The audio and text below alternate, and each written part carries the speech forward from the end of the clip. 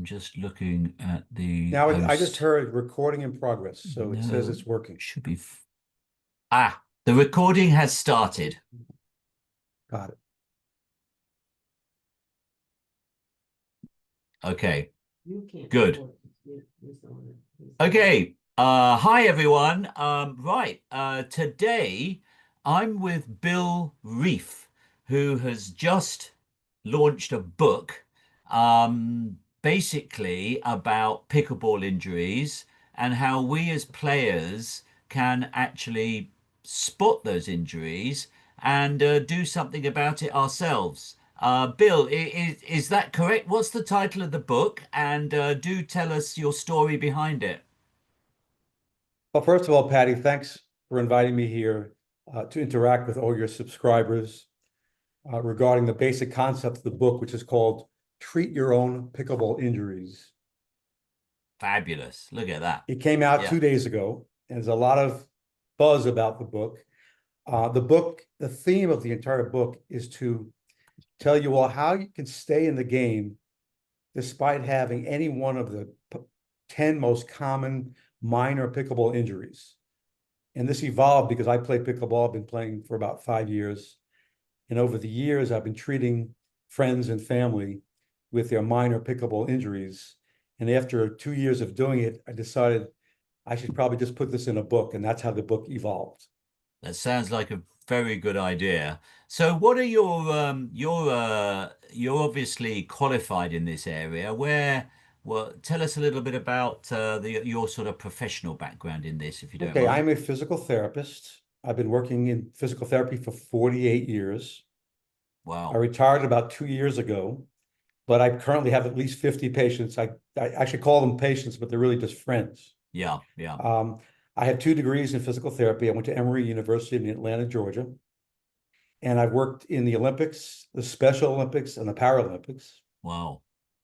I've also worked in the film industry, working on movies like Black Panther and Rampage. So I have a diverse experience of all ages.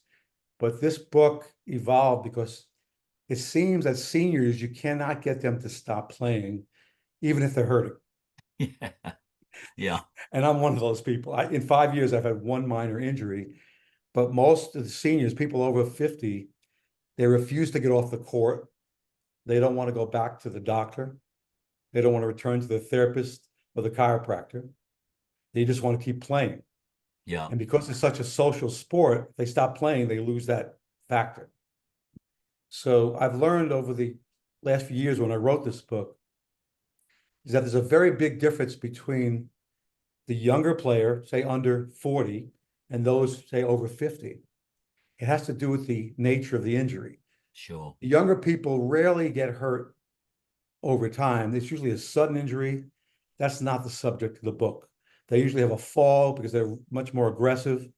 Whereas the senior, it tends to be more cumulative trauma. What does that mean? You get these little micro tears if you don't use the right technique, say on your elbow. If you're wearing the wrong shoes, you're wearing running shoes as opposed to court shoes, Yeah. you get about tearing the Achilles tendon. So over the years, I've discovered what are the top 10 most common pickleball injuries that you can treat yourself. This book is not about serious injuries. When you fall, you need to go to the doctor. If you hit your head, you need to go to the doctor or the emergency room. This is things that you can do safely on your own. And if you try what I talk about in the book for 2 weeks or so and you don't improve, then go back to the doctor. Yeah. Yeah. Yeah. Very, very wise words, Bill. I suppose um, there's this thing in pickleball and sport and life, which is we got to listen to our bodies. And part of that, I guess, is look, if it's not getting better, go back to the doctor, go and see your Right. physician, get Mhm. the medical experts to have a look at you. Do you kind of concur with that? Absolutely. I mean, that's exactly right. If you are improving with the information in the book, you should continue doing what you've found to work. If you don't get any progress, then go back to see the doctor. But I pretty much identified what are the top 10 injuries, mostly things involving the hamstrings, the calf, the Achilles tendon, the bottom of the foot, plantar fasciitis, pickleball or tennis elbow, Yeah. neck and back, shoulder, wrist, and hand. Yeah. So in the book, I try to get away from the physiological, anatomical description. It's not heavy on nomenclature, on heavy description of your injury. It's more about what do you do about this pain over here? Yeah. And over the 48 years, I've learned and documented these answers, and they're all in the book. So in the last 2 days, the book was launched Sunday. It's available both in the United States and in the UK. The first day I sold 25 books. This is a very popular sport. Fantastic. Yeah. Yeah, absolutely. So Bill, let's get down to it. Okay. I had a look at the book and I was really impressed. I thought, oh my word, someone's got a particular niggle stroke injury. There's some exercises in there. There's some bits and pieces they can do. So I'm gonna be very selfish here, and I'm gonna say to you, like a lot of people, I have problems with my calves, right? And what do I do? From the group, from this own group that I founded, I discovered to take turmeric.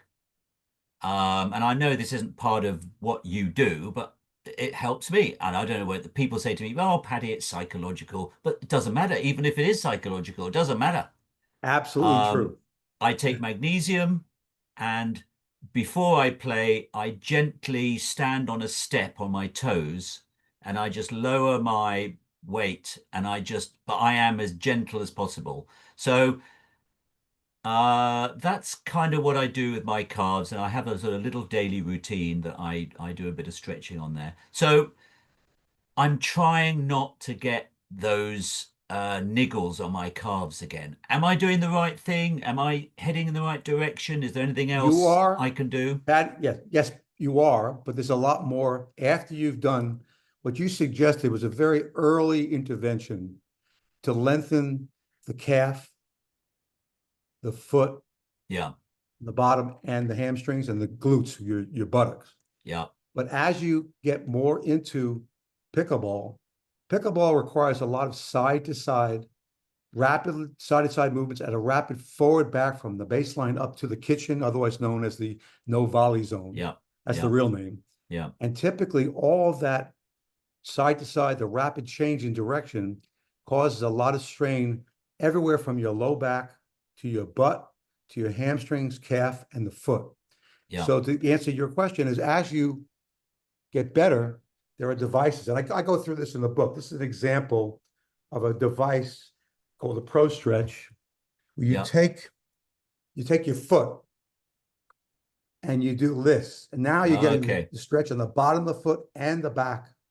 So the Pro Stretch device or anything like this gets you more than what you just described. What you described was great, and that's probably the first exercise. Yeah, But because of the nature of pickleball, you need more length than normal. yeah, Because yeah, if you're retired, which many of us are, the sedentary lifestyle, you lose moisture throughout your body. You get shortened tendons, ligaments, muscles. You get weak. And if you don't hydrate, yeah, basically your tissue can't handle that rapid change in direction.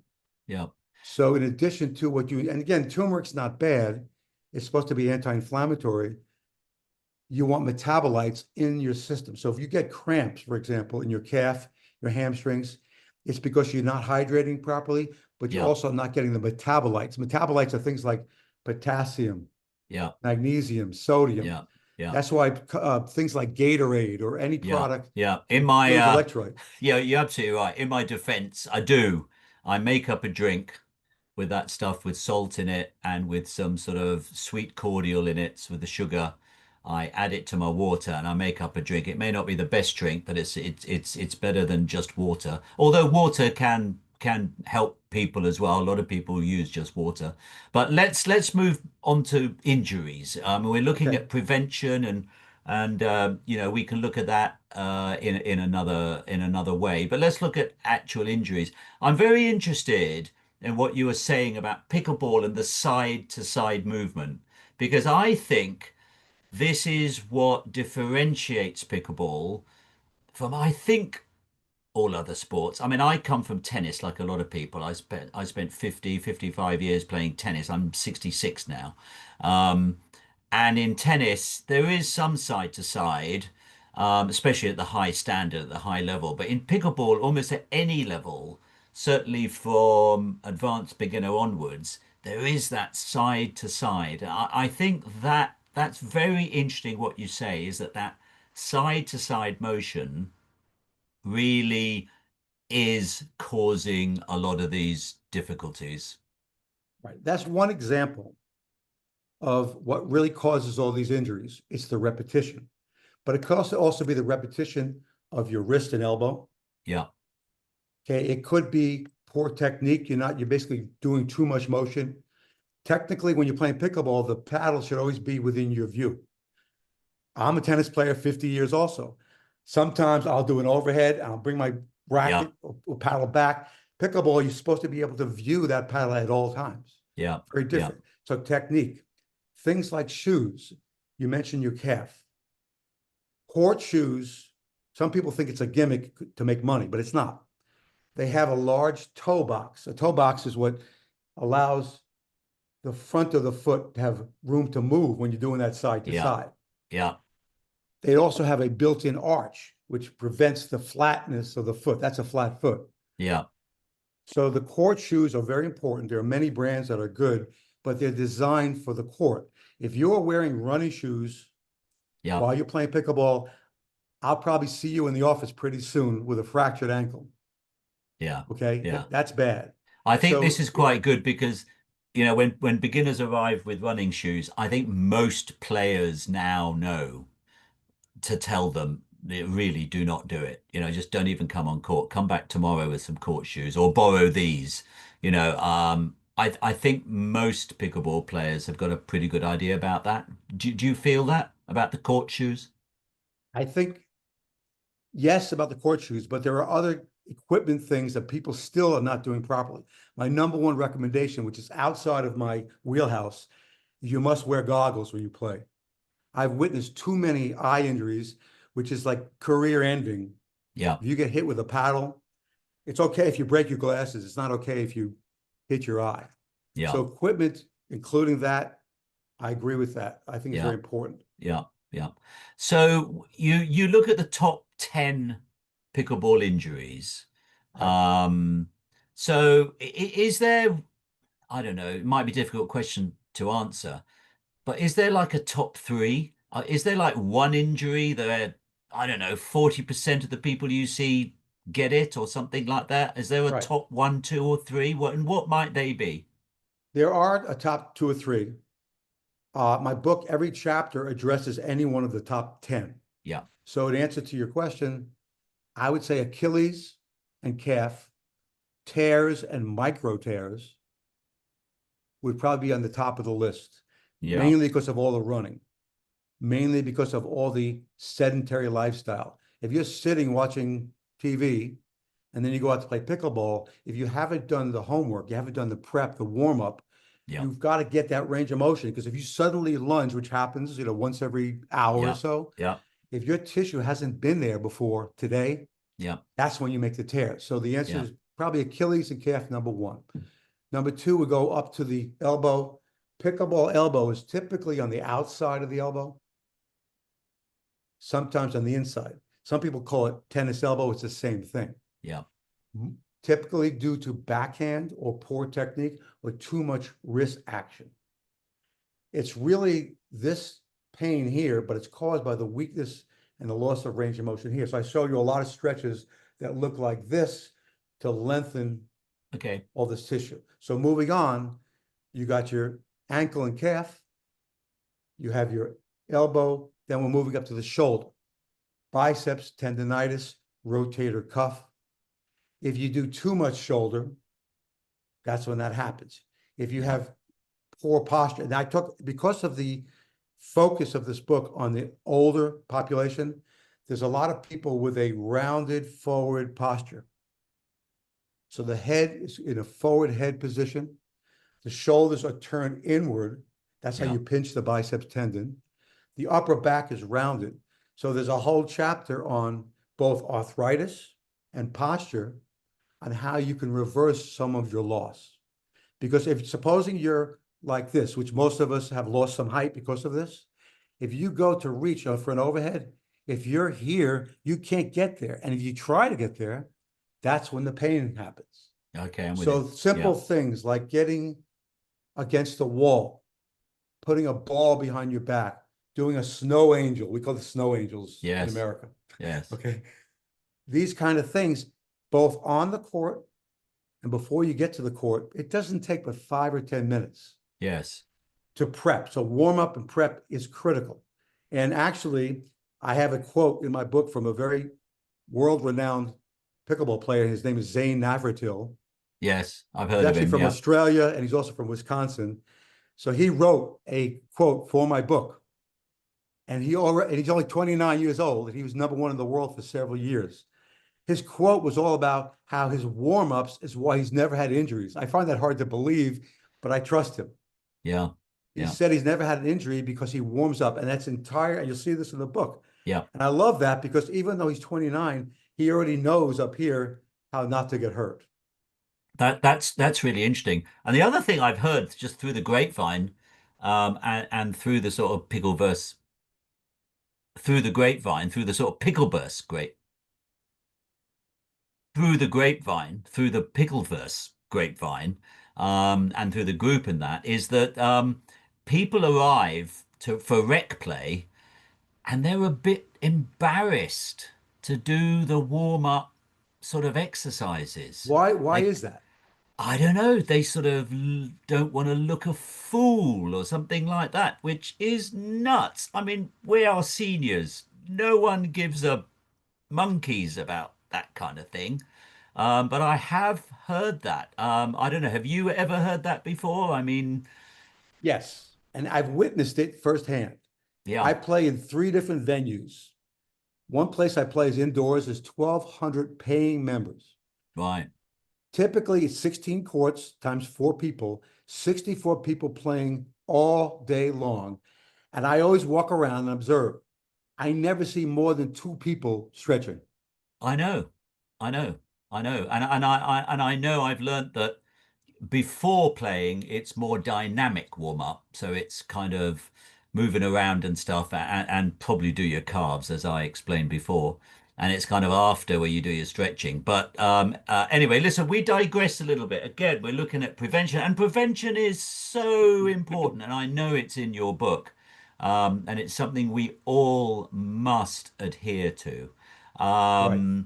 So I understand, the book's gone down really well. People love the idea of being able to sort of, once they've had an injury or they've got an injury or an ongoing injury, like my calves, it's not an injury, it's just a niggle that I need to keep a very close eye on. If I get a little how could I put it, a mini tear or something like that. I don't know if it would be an actual tear, but sometimes it sort of pops a little bit, and I just got to be really careful and watch it. Then I can go to your book and I can find it in chapter 7 or whatever, and it's going to help me greatly. So I'm sure you've had quite a few people say to you, Bill, this is fantastic. This is just what I need. This is very true. And those are the people that pretty much have relied on me for a few years to stay in the game. Again, the theme of the book. So it's all very simple. You make a very good point. You want active agility, stretching, a little bit of running before you play, and what's called passive stretching, like you described earlier on the step. We call it a runner's stretch. You might lean against a tree. Yeah. Your back leg is behind you. Passive stretch after you're done. Active agility. I learned this from the Olympics. When I worked with the Olympics, and we have something called the Peachtree Road Race in Atlanta. It's the Okay. largest road race in the world on July 4th. 55,000 people running 6.2K. Wow. I would go to the finish line and I go to the start line and observe. And we have some of the best play runners in the world. I mean, world-class Olympic athletes in the Peachtree Road Race. And I'd watch them before, and then I get down to the end and watch them after. And that's how I learned what they do to stay safe. I work with one of the, Philbert Bailly was the world record holder in the mile. I work with him and I watched him, and he's jumping up and down in the beginning, and the end, he's just doing little passive stretching. Yeah. That's what you should be doing. Yeah. Yeah. Interesting. Very, very interesting. Okay. So Bill, I'll cut this bit out. Is there anything else you want to say about the book in terms of picking on any other particular aspects of the 10 injuries, or is there anything else you want to say about it? I mean, do so, please do so. Um, so Bill, this book's just come out. It's on Amazon. It's called Treat Your Own Pickleball Injuries. Is that Yeah, here correct? you go. There you That's go. it. Treat Can you your see own that? pickle. Yeah, I see it. Treat your own pickleball injuries for those listening on the podcast. Bill Reif, Reif. So, guys, take a look.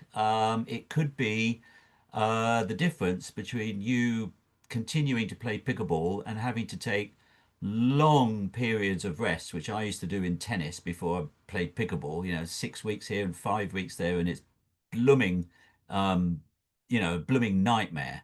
So, Bill, thank you very much. It's been an absolute pleasure. Um, and again, thank you for being such a great contributor on Senior Pickleball Tips. And yes, we will certainly have you back on the podcast at some point. But thank you so much. And by the way, thank you so much, Patty, for having me. I think that if anyone has any questions after they've read the book, they can ask it through your Facebook group, Senior Pickleball Yeah, Tips. And I've yeah, already been for 2 years now, I've been a member. When yeah. I joined, it was 19,000 members. And I There. believe today you're at 103,000 I know. members. It's That's just amazing. crazy. I But there's I a never reason knew why that would happen. It's just nuts. But how well, wonderful. it's very popular, but I'll be glad to answer anybody's questions through that website so everybody can hear the answer. Great. And I hope in the future, maybe we can go chapter by chapter and I can teach the chapters on your podcast. Okay, let's look at that. Right. Bill, I normally start the interview with a question, which I didn't start with you because I was so interested in getting into the book, which is just simply, what's your pickleball story? So shall I sort of ask that now and then I'll edit that into the podcast? Yes, that would be fine. Okay, okay. So Bill, I'll just give it a pause, give it a good 5-second pause. It's easier for me to edit. So Bill, I ask this of everyone who comes on the podcast. So what's your pickleball story? Okay, so after doing physical therapy for 48 years in Atlanta, I had offices all over Georgia. I retired, but I could not handle retirement. Yeah. I'm used to moving. I'm 72 and I want to stay in shape. And this thing, pickleball, has gotten me so conditioned. My blood work is the best it's been in 20 years. Whoa. Yeah. And basically, I play with people half my age and I could beat some of them. And I was a tennis player for 50 years. But as I realized I can't run as fast and I don't want to get hurt, I started migrating during COVID because that was the only thing we could do outside. Interesting. Yeah. So I have a lot of Purell on my hands, but I'd be playing with people at a distance.